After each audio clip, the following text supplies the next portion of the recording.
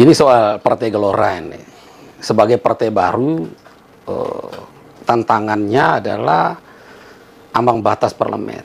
Nah, kira-kira bisa enggak Partai Gelora ini dapat 4%? Jadi setiap kita mendirikan partai politik dalam demokrasi, kita itu sama dengan mendirikan perusahaan.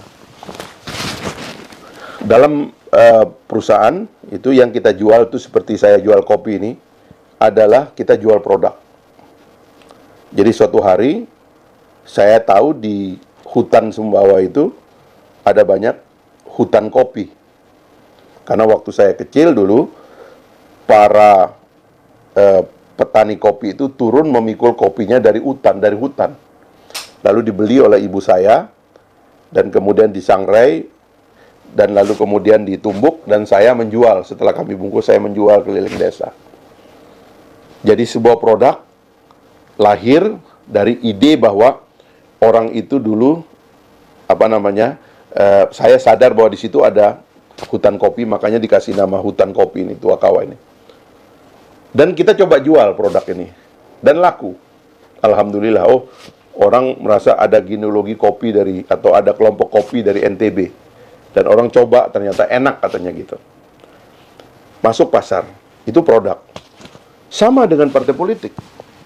Partai politik itu mengidentifikasi ada masalah dalam masyarakat, lalu kita menawarkan konstruksi dari penyelesaiannya dalam sebuah manifesto yang kita daftarkan ya sebagai badan hukum, lalu kita mulai tawarkan kepada orang manifesto itu, dan dibaca oleh orang. Kalau kita serius membaca manifesto partai politik, kita akan ketemu, ini partai sebenarnya nawarkan jalan keluar atau tidak. Nah, kita itu waktu mengumumkan manifesto, kebetulan para pendiri partai ini, inisiator-inisiatornya kebetulan kan kelompok intelektual. Ya artinya gini, ada orang bikin partai karena dia punya TV. Ada orang bikin partai karena dia punya uang. Ada orang bikin partai karena dia anak tokoh tertentu. Ada orang bikin partai karena keluarganya memang sudah hidup dalam politik. Jadi politik itu sudah seperti bisnis keluarganya turun-temurun. Tapi ada juga orang yang mengatakan nggak punya apa-apa kita, kecuali ide. Loh, itu yang benar, partai politik adalah pasar ide. Partai politik itu meramu ide-ide lalu dia tawarkan kepada publik. Negara ini lagi kayak begini, saya punya jalan keluar begini. Nah, kita waktu merumuskan, waktu keliling, saya kan mengatakan, ada 3 kegelisahan publik gitu, yang kita tawarkan dengan Partai Gelora. Pertama, publik gelisah bahwa elit bangsa kita mulai kabur melihat ideologi bangsanya. Yang sudah solid itu menjadi konflik. Ya, Pancasila menjadi sengketa, konstitusi tidak dipahami dengan baik, sejarah juga tidak dimengerti, debat-debat besar para founding father tidak dimengerti. Dan itulah yang menyebabkan Indonesia mengalami pendangkalan ideologi. Kita bertengkar pada hal-hal yang sudah selesai sebelumnya. Itu pertama. Kedua, kapasitas negara melemah, ya kan? Orang lupa, saya sering mengatakan, sekarang ini yang muji-muji pemerintah itu lupa bahwa hutang kita banyak. Itu bukan karena kapasitasnya bertambah sebenarnya, tapi karena utangnya nambah. Itu kan kayak rumah tangga. Tetangga kita tuh bisa muji rumah kita, wah itu beli mobil baru terus, ya kan? Taman rumahnya diperbaiki, sekarang itu pagarnya dibikin dari emas, misalnya kayak begitu. Bisa saja mendapat decak kagum, tapi kita berutang. Tetangga nggak tahu bahwa kita berutang. Anak kita gagah-gagah tiap hari, padahal dia itu hidup dari hutang. Itulah republik kita hari ini. Nah, yang ingin saya tanya, kira-kira Pak Fahri ini optimis enggak Partai Gelora dapat 4% gitu? Ya harus optimis, Pak. Cara menghitungnya? Itu gampang. Kan saya sudah sering bilang, saya ini karena lahir dalam politik gitu. Cara menang udah tahu, cara curang juga sudah tahu. Ya kan? Tadi saya mau ngomongin selanjutnya yang ketiga itu tadi, karena 3 identifikasi terhadap problem nasional. Satu, ada problem tentang ideologi, ya kan? Yang kedua ada problem kapasitas negara. Yang ketiga itu ada problem kepemimpinan secara masif. Kita mungkin nggak melihatnya sebagai sebuah tragedi ya. Kalau saya sih saya lihat sebagai tragedi gitu. Bagaimana para politisi kita itu sebenarnya secara umum menjelma menjadi pedagang. Dan bagaimana partai politik itu menjelma menjadi peternak politisi gitu. Karena nggak ada lagi diskusi kan dalam partai-partai sekarang ini. Karena nggak berani sama bosnya. Karena bosnya itu dalam undang-undangnya bahkan diatur itu dia segala-galanya. Dia mengatur hidup orang. Ini ada barusan partai ini yang ketua umumnya itu nyalahin mak-mak gitu kan. Kok bisa ya katanya, gorengan aja katanya kan. Mana ada satu anggotanya yang berani ngeritik dia besok dipecat gitu. Nah, kalau Golongan nggak seperti itu. Ini sudah merusak ini. Enggak, kita kan karena seumur. Pikirannya juga terbuka. Ini kan generasi baru sebenarnya. Yang tumbuh dengan pikiran. Tidak tumbuh dengan kultur feodal. Godaan di politik itu kan luar biasa itu Pak Fahri. Iyalah. Nah, sebelum berkuasa bisa saja kita bicara secara teoritis seperti itu. Tapi ketika nanti kekuasaan partai ini sudah luar biasa, jangan-jangan sama saja dengan partai yang lain. Makanya kita harus menjaga sistem demokrasi kita. Biar partainya itu sekuat apapun, kalau ada sistem demokrasi, dia nggak bisa semena-mena. Dia nggak bisa sewenang-wenang. Itu yang harusnya nanti reformasi kelembagaan harus dilakukan. Kebetulan saya sudah menulis buku banyak sih soal-soal itu. Misalnya reformasi kelembagaan parlemen gitu. Menurut saya tragedi sekarang itu karena semua anggota parlemen kita itu didikte oleh ketua umumnya. Jadi tidak ada lagi yang namanya wakil rakyat sebenarnya. Ini wakil partai semua. Nah itu harus kita perbaiki. Kita ke depan nggak boleh membiarkan anggota DPR kita itu seperti hewan-hewan dalam peternakan politik. Nggak boleh begitu. Dia wakil rakyat. Dia harus bersuara keras. Partai yang ketua umumnya tidak pro kepada ibu-ibu yang beli gorengan, dari daerah manapun, dari dapil manapun, pasti berhenti ngomong tentang mempersoalkan minyak goreng. Partai yang ketua umumnya itu ideologinya, misalnya membela militerisme misalnya, pasti dia nggak berani membela supremasi sipil gitu. Dan lain-lain lah. Ini banyak sekali sebenarnya. Karena tirani kekuasaan partai politik menurut saya harus dihentikan. Gitu. Partai politik kita itu harus kembali dinormalisasi sebagai lembaga agregasi pikiran dan agregasi aspirasi masyarakat. Tren yang sudah tumbuh bahwa pemimpin partai politik adalah pemilik dari partai politik, godfather dari partai politik, itu harus dihentikan. Karena inilah yang merusak demokrasi kita. Begitu Anda punya partai yang tidak komit dengan demokratisasi. Cara menghentikan seperti apa itu? Ya perubahan sistem tentunya. Makanya kan di antara PR kita terbesar nanti itu kan adalah memperbaiki undang-undang partai politik. Partai politik kemarin kan hampir digugat tuh ya sama Prof. Yusril itu yang saya dukung sebenarnya. Cuman karena ada konflik dari satu partai politik itu dianggap membela kepentingan partai politik itu. Padahal ini sebenarnya yang mau kita lakukan di situ adalah mencoba memitigasi elemen-elemen non-demokratis dalam partai politik. Partai politik dikontrol oleh keluarga. Ada partai politik dikontrol oleh kroni. Ada partai politik dikontrol oleh segelintir orang. Ada. Partai politik itu kalau dia mau melawan pejabat publik, ini sudah misleading juga di dalam rakyat kita. Seolah-olah kalau partai politik memecat pejabat publik, kita bersyukur, padahal nggak boleh begitu. Partai politik tidak boleh menggunakan powernya untuk melakukan subversi terhadap jabatan publik. Itu nggak boleh. Karena kalau dibolehkan pada legislatif, kenapa Anda nggak bolehkan kepada eksekutif? Wali kota Mataram ini orang Golkar, ya kan? Kenapa nggak partai politik boleh memecat dia sebagai wali kota? Kenapa tidak boleh dilakukan? Kenapa pada legislatif boleh? Apa salahnya suara rakyat yang di legislatif versus suara rakyat yang di eksekutif? Kenapa PDIP tidak bisa memecat Jokowi sebagai presiden? Kenapa? Apa masalahnya? Terus kenapa anggota dewan boleh dipecat oleh partainya? Itu tidak fair dong. Di sini suara rakyat, di sana juga suara rakyat. Nah ini yang begini-gini nih, misleadingnya banyak di negara kita ini. Karena dangkal berpikirnya. Itu yang saya bilang, kalau kita bicara pilpres lagi, coba kita debat sistem kepada dengan capres itu. Saya kira nggak banyak yang bisa masuk gelanggang itu. Karena ada banyak nih kan karena sudah punya tabungan, sudah punya uang, ada boher yang mendukung, gitu aja kan. Nanti begitu menjabat, pikiran-pikiran dasar dari republik dia nggak paham. Nah ini yang kacau sekarang. negara tidak boleh dipimpin oleh uang. Negara harus dipimpin oleh pikiran. Karena begitulah negara lahir. Republik tidak lahir karena uang, republik lahir karena pikiran. Nah, itu kira-kira yang sebenarnya kita perlu gugat ke depan itu. Kalau wacana tunda pemilu dan 3 periode, Pak Fahri membacanya seperti apa ya? Ya itulah sama lah, ya kan. Kepepet istilahnya orang.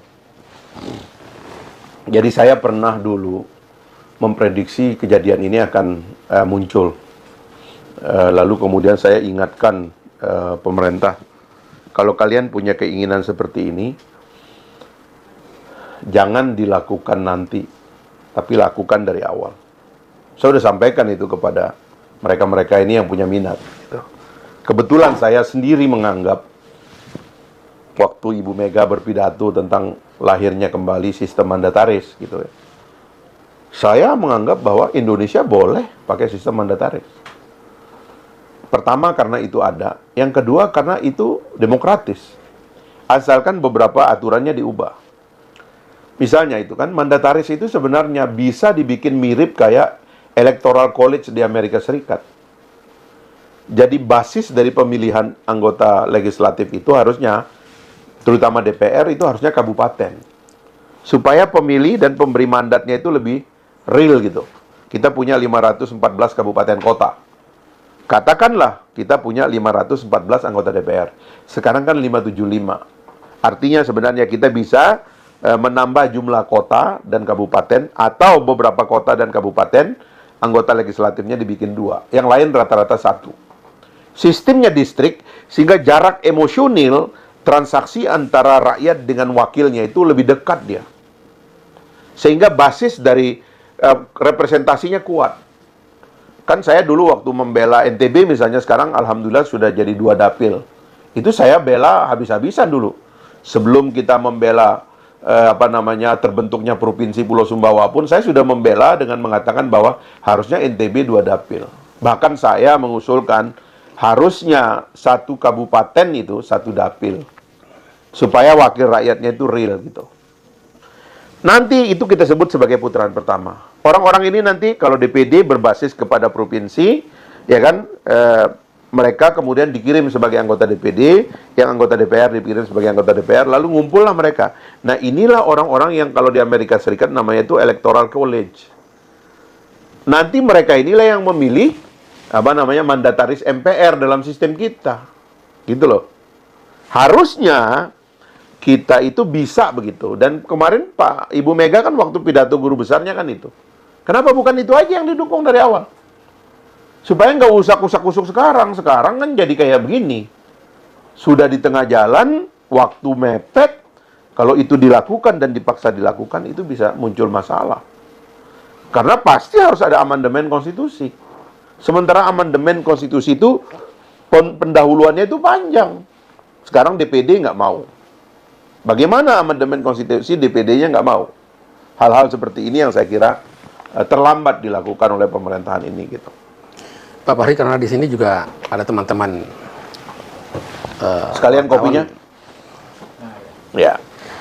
Ada yang mau nanya? Silakan. Tadi Bang Fahri sempat membahas sedikit tentang generasi baru. Maksudnya setiap generasi yang lahir dan menjadi pasar gitu, kalau bahasanya Bang Fahri tadi, selalu melahirkan harapan baru juga.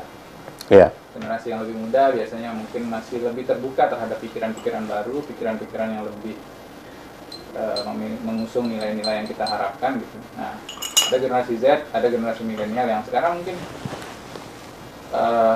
akan memainkan peranan besar dalam perekonomian maupun politik di masa depan. Bang Fahri menilai generasi baru dalam politik kita seperti apa nanti akan peran-perannya, bagaimana strategi Gelora kemudian menggarap pasar itu atau memperlakukan treatment mereka. Mereka punya kebiasaan baru, mereka lahir dari budaya digital yang sangat kuat bahkan sejak mereka masih bayi ya. Generasi Z dan generasi milenial. Bang Fahri sebagai politisi yang juga dekat dengan dunia digital yang sangat akrab gitu ya, yang sangat kuat engagementnya dengan audiens digital kita, pengguna internet, followers Iya. treatment, catatannya tentang politik bagi generasi baru ini gimana? Jadi ada dua problem dalam demokrasi ini yang selalu menjadi dilema. Karena demokrasi itu punya dua hal yang ekstrim sekali. Di satu sisi demokrasi adalah satu rangkaian pikiran-pikiran ideal yang kadang-kadang sulit dimengerti gitu. Transparansi, equality before the law, kemudian tirani mayoritas gitu. Nanti kemudian bicara tentang human right, market economy dan sebagainya. Itu kan ide-ide yang rumit. Theory of justice. Ini hal-hal itu yang menyebabkan demokrasi itu sebenarnya suatu yang rumit dan ideal gitu. Karena dia adalah pencarian manusia yang dianggap unggul, ya. Kalau kita memakai teorinya Fukuyama itu kan the end of the history and the last man, ya. Seolah-olah sejarah umat manusia berakhir dengan menangnya demokrasi di mana-mana, ya. Meskipun kalau Putin dengan Xi Jinping ini bersekongkol melawan Amerika dan Eropa, bisa lain peradaban kita. Tapi so far demokrasi itu dianggap terlalu ideal dan terlalu berat. Nah, kadang-kadang ini di milenial itu pencernaannya kurang kuat. Meskipun rasanya kuat, feelingnya kuat tentang ini gitu. Orang tuh nggak mau dikekang, orang tuh pengen bebas, ya kan? Itu kadang-kadang ada di generasi milenial kita. Tapi ini ada problem dari demokrasi, bahwa demokrasi itu simple, terutama pada sisi pemilunya itu. Simple karena ketika masuk TPS dan nyoblos, itu mekanisme antara paku dan kertas saja itu. Sangat simple gitu. Atau tombol kalau di negara yang lebih maju mungkin. Nah, itulah yang menyebabkannya mengkombinasi dua ini di kalangan milenial itu yang agak problematik. Sebab kadang-kadang salah tangkap mereka. Jadi misalnya saya diundang oleh tim sukses seorang menteri yang ingin jadi calon presiden. Diundang di kafe oleh kalangan milenial nih. Saya sih nggak terlalu ngeh dari awal, tapi begitu saya masuk, foto orang-orang tuh banyak betul di situ kan. Wah, ini masa depan ya kan, pro milenial dan sebagainya. Saya tanya milenial tuh, kenapa kamu kok dukung betul itu orang? Wah, gini Pak, dia itu pro dengan milenial Pak. Dia nyuruh Bapak ngasih kita kesempatan magang Pak di kantor-kantor yang beliau pimpin. Saya bilang, ini kan gila ini.